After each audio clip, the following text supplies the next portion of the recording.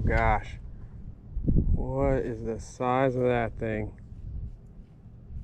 It's a redfish, and she's big. She's really big, and I scared her just now. Hopefully this way.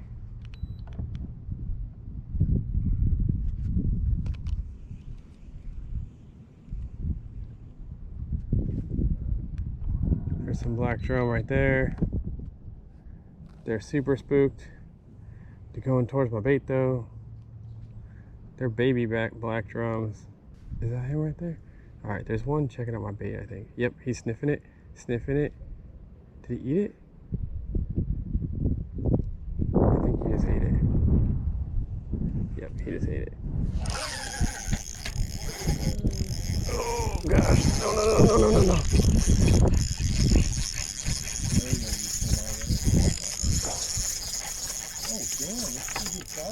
Oh yeah.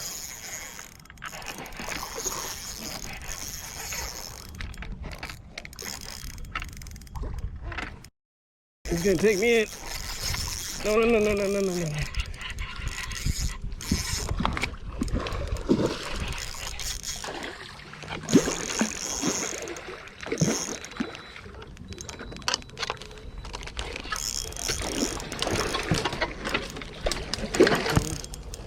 Oh, jeez.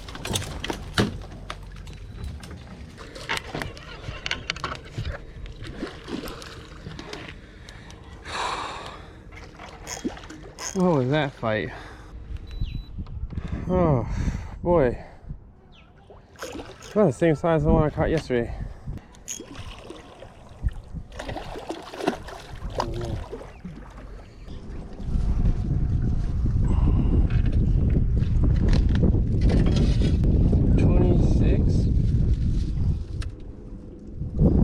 $26.25. So 2 inches bigger than yesterday. All right, so as you can see, guys, I tried to revive this fish for about 15 minutes. I even ended up jumping in the water to save this fish and get a good strong revive, but it just kept going belly up, and I unfortunately just had a gut hook because I was using cut mullet. And from this experience, I just learned that I really got to just use circle hooks. I just had it on a 1/4 ounce jig head. So I try really hard never to harvest the fish. Actually, for the last 3 years, I haven't harvested the fish from the river. And it was the responsible thing to do here. You know, I wasn't going to release a fish that I knew that was not going to survive. So I brought it home and actually filleted it up. My buddy actually bought me a fillet knife 1.5 years ago, so this is the first time I took it out of the package and got a chance to use it. So crazy enough, as you'll see in this next clip here, I've always been told by fishing guides that you should cut open the stomach to view the contents of what the fish has been eating and then try to match that as your bait.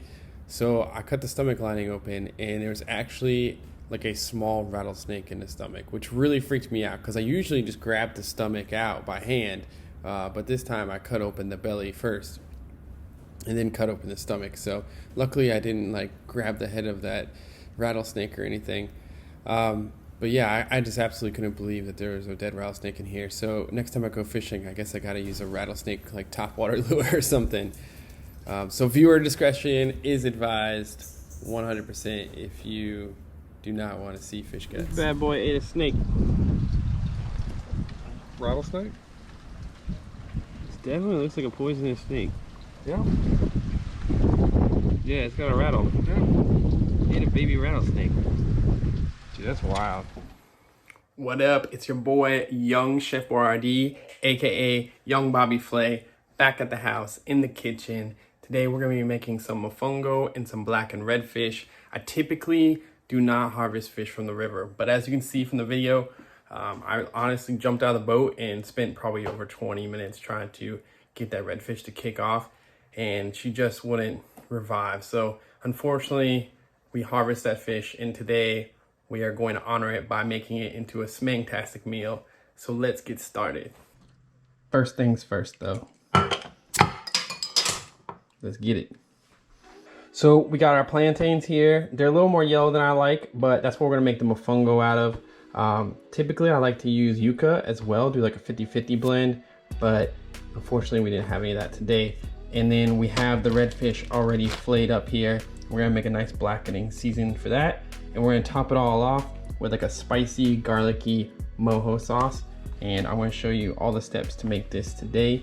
First, we're gonna put together our blackening season for our redfish. It's real simple. It's cayenne, smoked paprika, chili powder, black pepper, and then I like to throw in a little bit of ground coriander as well. So 2 tablespoons cayenne. It's gonna be a nice kick. 2 tablespoons paprika. I like using smoked paprika. Gives it that nice barbecue flavor without actually having to smoke anything. Next we got 2 tablespoons black pepper. 4 tablespoons chili powder. Might need to grab a bigger bowl here. Got you. And then we're gonna do 1 tablespoon of coriander. It's gonna mix this up until it's blended. Just like that. We're just gonna set that aside until we're ready for our fish. Next, we're gonna make our spicy mojo sauce. I just like to do all my seasonings and sauces before I get started cooking. That way I got time to just kind of like marinate and bask in all of its smang-tasticness. And we're just ready to go as soon as the food gets on the fire. And I'm not messing around trying to make a sauce last second or make a rub last second. All right, so for this, we're gonna start off with a 1/2 cup of olive oil. Do do do do do do do do do do do. Perfect. 1/2 cup olive oil in. 1/2 cup of orange juice. I'm cheating. I'm using orange juice that I already have. A little bit over, but that's all right. The more citrus, the better. All right, next we need a 1/2 cup of lime juice. This I am getting a little OG with. I cut some limes up and I'm gonna use my little fruit press here. Definitely makes things easier using a juicer. All right, once you all juiced up, we're going to get some garlic cloves in here. It says to, don't do that. All right, once you're juiced up, we're gonna get some garlic cloves in here. Not whole ones, like I accidentally dropped in there, but we are going to use a garlic press and we're going to use these already prepped garlic cloves. 2 things that will definitely save time in your life: buying the already peeled garlic and the garlic press. So we need 8 of these. You can do more, you can do less. It's really up to you and what you like. All right, next into the mojo, we're gonna do a teaspoon of ground cumin, 1/2 teaspoon of dried oregano, and last but not least, a teaspoon of salt. I like to use this fine ground sea salt. All right, and for the finishing touches, I always add a little bit of hot sauce in mine. I like mine hot. This you can do to taste. Start with like a tablespoon, see where it goes from there. I honestly just pour it in and taste as I go. You know, always taste things as you're making it.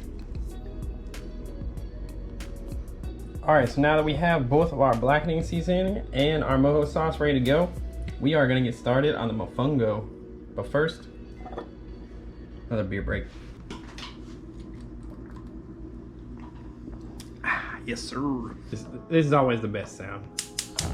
Oh yeah. All right, medium high. We're gonna wanna put about 3 inches, enough to cover our plantains here, of vegetable oil into the pot. All right, so 3 inches was a dang lie. 1 inch of oil is perfectly fine. 3 inches I think is just way too much. But anyways, we are going to prep our plantains as those are cooking. So we're gonna do, we got about 1 inch, a little over 1 inch of oil in there. So I'm just gonna cut these into 1 inch pieces. So what I do is I just cut both ends off. Then you wanna do 1 slice through the skin down the middle. You should be able to grab that. It's a little difficult. And they'll be able to peel it off like this. And if you want to make a couple servings, like I think 3 of these is enough, but I'm feeding a few people here, so I'm going to cut up probably like 6 of these. All right, so we're going to test our oil. We want it to be 350 degrees. Digital thermometers are pretty rad, not only to make sure your fish is cooked correctly, but also if you don't have a professional fryer, you know if it's up to 350 or not. Bam. A little hotter, but that's all right. All right, so we're gonna drop these in like 3 batches of about 7 minutes. So they're nice and golden. All right, my oil is a little hot, so this only took about 5 minutes instead of 7 minutes. So we're gonna go ahead and pull these and get the next batch in. Make sure you get some of that oil shaken off. You really don't want to get too dark. Just nice golden brown, just like that. And we'll get the next batch in. All right, next we're gonna mash these up a little bit. I'm gonna start with this guy, then switch to the handy dandy cup. Old school. All right, so Publix is super white. So they didn't have pork belly. They didn't have yuca, but I got these pork rinds. This taste tested one, pretty good. It's just barbecue seasoning, but honestly, it just tastes like normal seasoning. So we're gonna put about 1.5 cups of those in here. I'm gonna mash that up with there, give it a little pork seasoning, some fat, some essence. So I think it's time to bust out the cup. If you've ever tried mashing plantains before, you know the cup, bottom of the cup works the best. All right, we're about halfway there. So I'm actually going to take some of this mojo sauce that we made for our fish, and I'm gonna add some of it into our mofongo mixture here. Just a little bit, just to give it a little more seasoning. Just to blend some of the flavors all together here. That's good. I'm gonna keep going.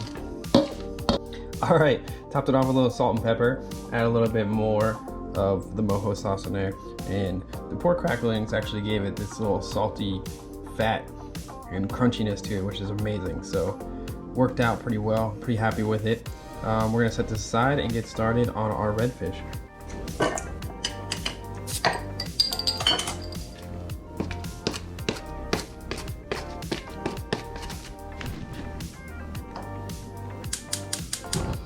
Tables of olive oil, or just 2 swishes around the pan. Let that heat up. While it's heating up, we're going to prep our fish. Take our black bean, cover our fish, trimmed it up a little bit more. Just make sure you get good coverage on it.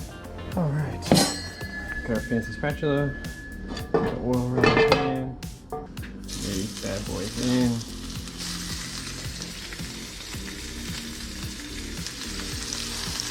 And cook them for about 2 minutes aside. But if you're worried, you can always use the thermometer to check the internal temp. But fish is good a little under or a little over. 2 minutes aside and you should be good.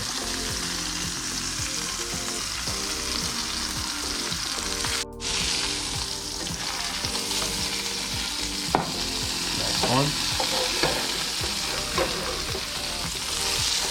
Nice one.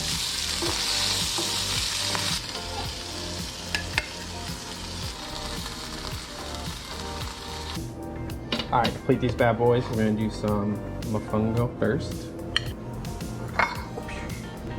We're gonna get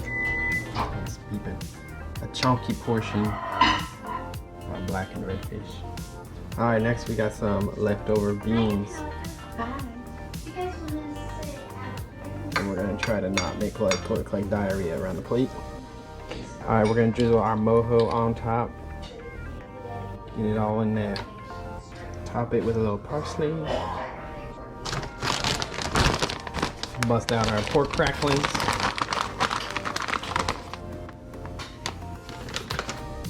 Money shot. Kinda like do this in slow-mo. I've been waiting for you. Okay, let's sing it. There we go. There we have it. Our finished product. But the jam on this bad boy. Alright, looks banging.